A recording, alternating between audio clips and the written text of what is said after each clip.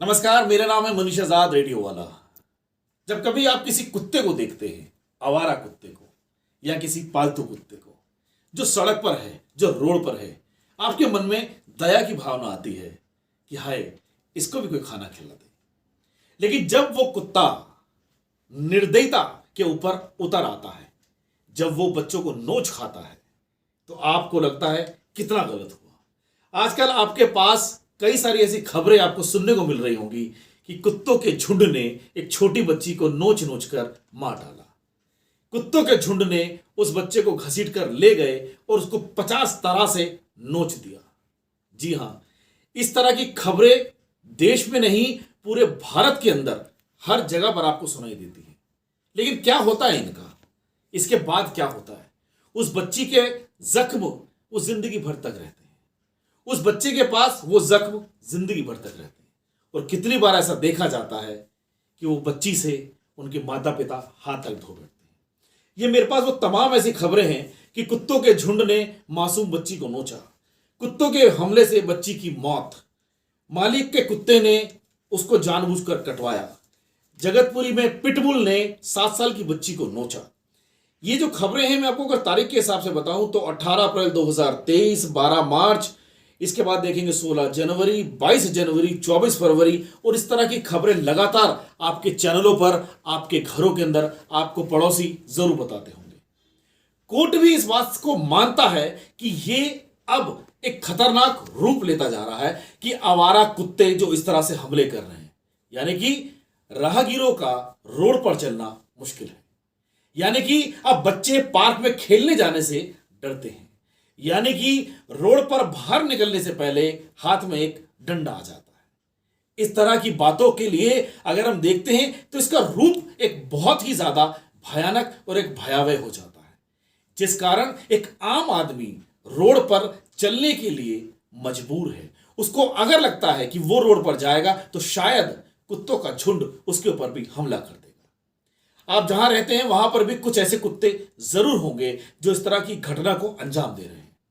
कुछ लोग जरूर दया की भावना से उनको रात में खाना देने जरूर जाते हैं, लेकिन क्या वो उन कुत्तों को अपने घरों में बुला के खाना देते हैं?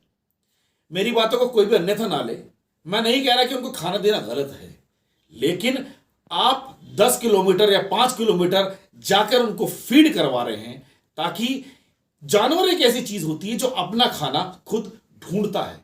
इस बात को कोर्ट मानता है कि आप वो काम कर रहे हैं ताकि जो वो ढूंढना चाहिए उनको अपने लिए भोजन, वो उसमें अब असमर्थ हो गए। क्यों? उनको पता है कि शाम को इस वक्त एक गाड़ी आती है, वो मुझे खाना देके जाती है।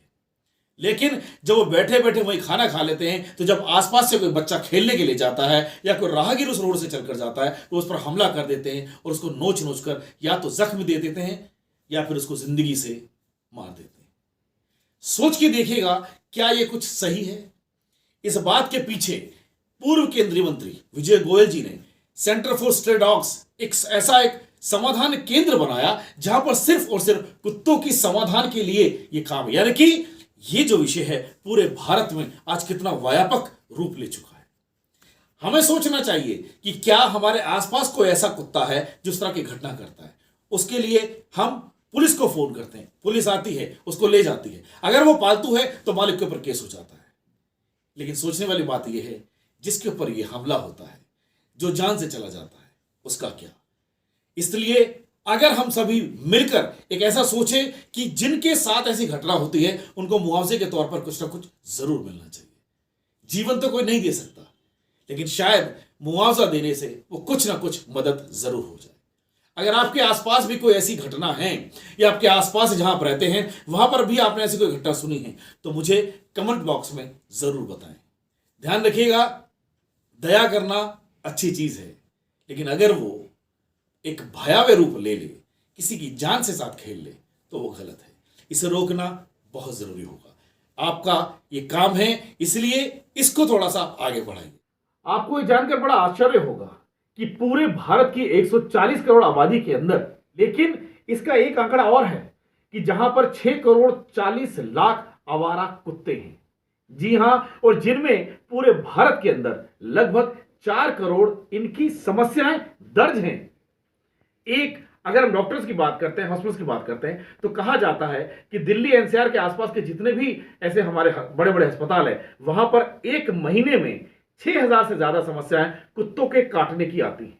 यानी कि अगर हम साल की बात करते हैं तो 72,000 से भी ज्यादा घटनाएं कुत्तों के काटने की है। अब आप सोच सकते हैं कुत्ते के काटने के बाद कितनी तरह की बीमारियां उत्पन्न होती हैं। और कभी कभी तो पहले भी कहा जाता था कि वो पहले पेट में 14 इंजेक्शन लगते थे। सोच के देखिए, क्या कभी आपको 14 इंजेक्शन लगे हैं? क्या कभी आपको रेबीज जैसी बीमारी हुई है? क्यों? क्योंकि आजकल भले ही 14 इंजेक्शन ना लगते हों, भले ही 2 या 3 लगते हों, लेकिन जान से बड़ा कुछ भी नहीं। सोचिएगा जरूर और कमेंट बॉक्स में जरूर बताइए।